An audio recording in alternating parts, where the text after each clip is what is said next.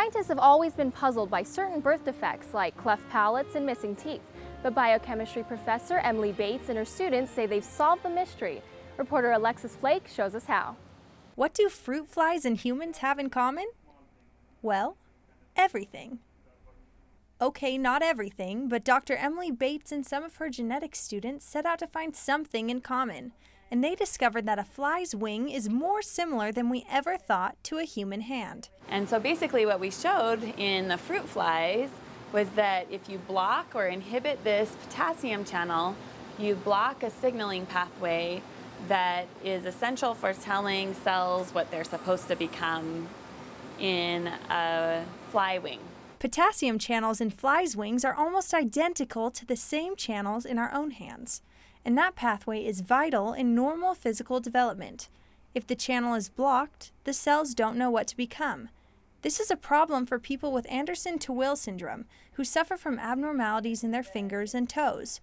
But these findings could tell us even more about something else: cancer. The thing that we think is really cool about this is we found a way that you can block that signaling pathway. You can block that signal that's saying, move, get out of here, invade the next tissue.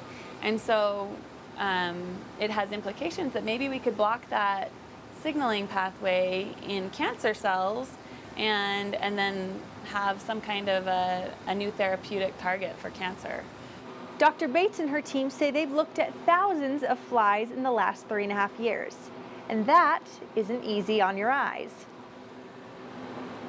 It's really difficult for my eyes, so I have to break every couple of hours and look at the mountains or cover my eyes to relieve the stress. But any scientist will tell you that without the sacrifice, there would be no medical advances. The reason that life is as it is now is because people who are okay with delayed gratification work really hard for long periods of time, and then they get something that's really exciting and makes it all worth it. And Dr. Bates and her team say that the last 3.5 years and nearly 80 hours of work a week have been worth it. I love what I do. I think it's fun, and I do it even in my spare time, like as a hobby almost, like reading and finding out connections to this new thing. So, I mean, I'm really glad that I stuck it out through the hard parts. And that the interconnections of life are all worth finding. There can be years before you get the result that means something important.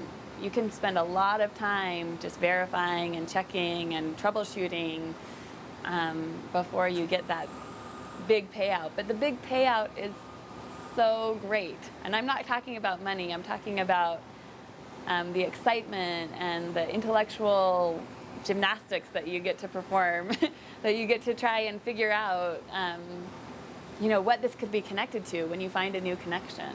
See? You're more similar to a fruit fly than you thought. Alexis Flake, BYU Weekly.